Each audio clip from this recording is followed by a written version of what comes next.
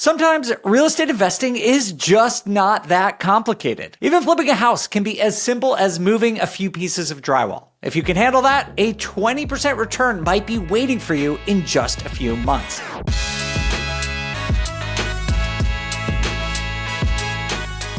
Hey everyone, I'm Dave Meyer, head of real estate investing here at BiggerPockets. And this is the BiggerPockets YouTube channel where we teach you how to achieve financial freedom through real estate investing. Today on the show, we're breaking down our recent deal with investor Robert Adams, who operates in the Las Vegas area. Robert is an agent and has been investing in real estate since 2002, so he is super experienced. But that doesn't mean he's always doing some highly complex strategies or investing tons of money. In this video, we'll deep dive into a recent deal Robert pulled off, flipping a two-bedroom condo that he bought for $275,000 and is selling it for a record profit just months later. This is a basic, fundamental real estate investing strategy, but Robert is still doing it after 2 decades in the game because it just works. Let's bring on Robert and find out how he did it. Robert, welcome. Can you maybe just start by giving us a little bit of background on yourself and your investing career? Yeah, Robert Adams. I'm born and raised in Las Vegas. I actually started as an investor here locally back in 2002. In 2004, got my broker salesman license here, and then I continue to invest currently. In 2014, I also got my broker's license in Massachusetts and Rhode Island. But my main focus is my team and investments here in Las Vegas. All right. Well, thank you for the introduction. We're going to focus today on a specific deal that you've been working on. And I'd love to just start by asking you a little bit about your criteria and your buy box. So when you're looking for a property to flip, what are you looking for? Over recent years, I've really targeted condos. I've done some single families and some townhomes also, but my main buy box was condos. The reason I liked condos previously was the quick turnaround. I didn't have to worry about the exterior of the properties at all. No landscaping, exterior paint, roof, things like that. I was able to get in. I could do a 3 or 4 week rehab, turn around, put the property right back on the market, and turn the money over. All right, let's talk a little bit about this recent deal that you did. Sounds like you got a 2-bedroom condo for $275. Can you tell us a little bit more about this deal? It ended up being a win-win for us as well as the seller. The seller was going through some hardships. She actually owned the property cash, but due to income restrictions, she was not able to access that equity. She was in arrears with the HOA. The HOA was actually had filed a notice of default. You know, obviously she's in a situation where she can't get the equity out, and you don't want to lose all that equity by getting foreclosed on either. So it was something that she needed to move on quickly, and she also needed some cash to get her next property situated so that she could get out of there. So what we ended up doing, it was listed for $300,000. We ended up negotiating it down to $275,000, which made the numbers work as far as making it a viable flip for us. We were able to close quickly with cash, again with self-directed IRA funds. And we were able to negotiate another $1,000 off of that. Actually, when we were in due diligence, we got a $1,000 credit, brought it down to $274. After the due diligence had expired, we agreed to release the earnest money deposit, which gave her a little bit of cash to, plan her next move out. And then we let her also stay in the property. We gave her a couple week rent back as well. So it gave her some cash in hand, some time to make a move and get to the next place. The numbers worked for us. And then we were actually able to sweeten the numbers by converting a den into a 3rd bedroom. In this particular area, the 3-bedroom condos were comping at $360,000 to $370,000. The 2-bedroom, as it stood, only comped at $330,000 to $340,000. It already had a window. It already had a door. It was already walled off. The only thing I had to do was add a closet. So I spent about $900 building out a closet, and now all of a sudden the value add, my comps jumped up, essentially, 20, 30 grand. Good $900 to spend. Yeah, it was amazing. We did a full remodel, cosmetic-wise. We staged it with some furnishings. We built out that closet.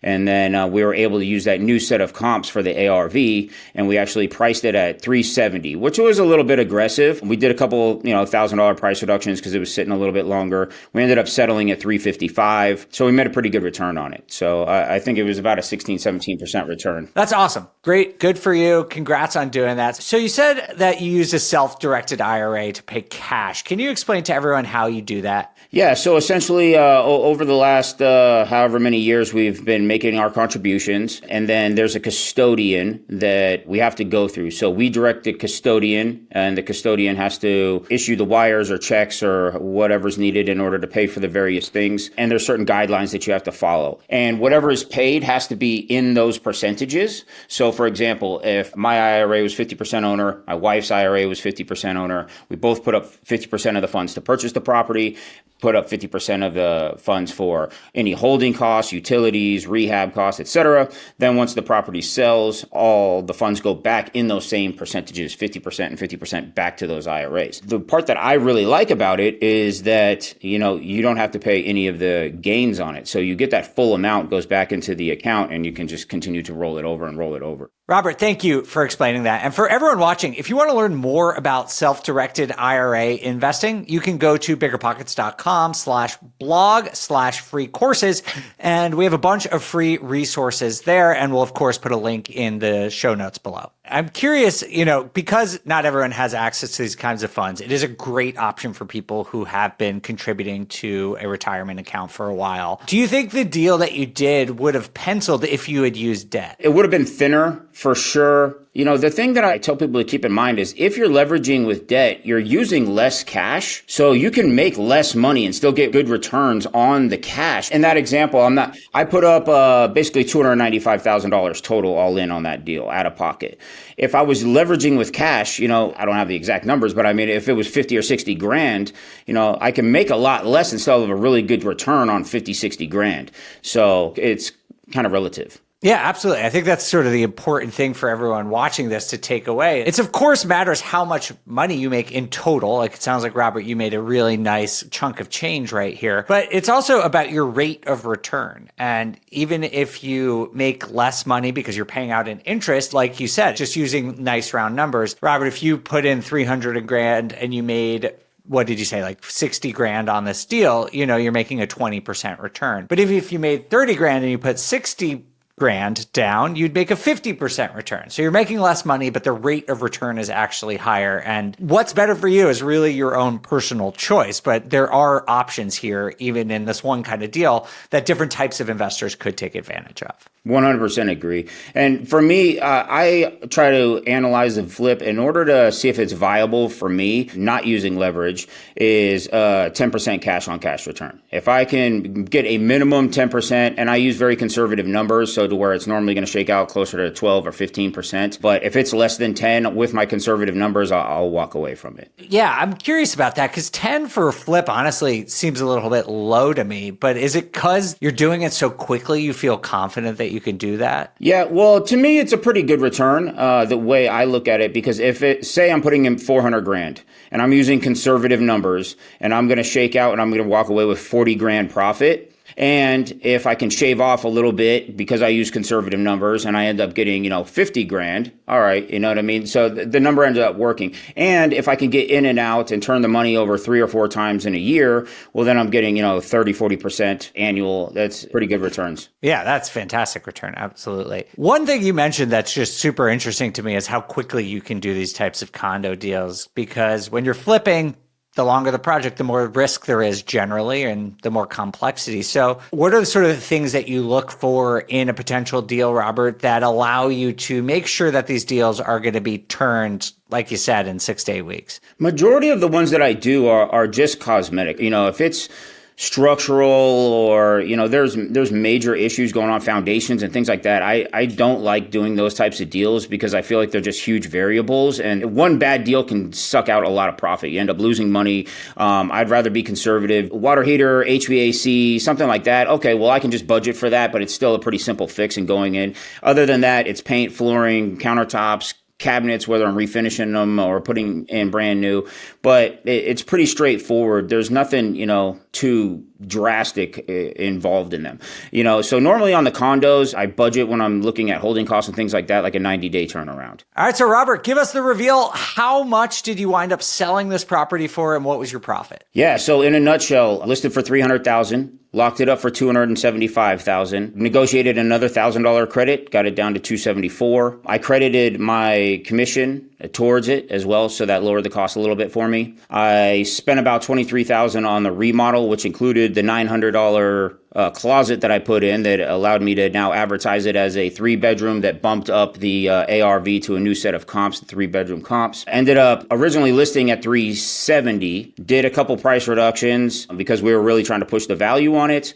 Ended up agreeing to $355,000. Net profit on it was about $48,000. Total out of pocket, $295,000 cash from the self-directed IRAs. Walked away with about a 16-17% cash on cash return. Awesome. Love that. What an amazing deal. Great profit in a really tight turnaround. Congratulations. Thank you. I appreciate that. So is this the kind of deal that you're trying to replicate, or what are you going to do next? I jumped right back into the condo market again. I was able to go in and find some motivated sellers.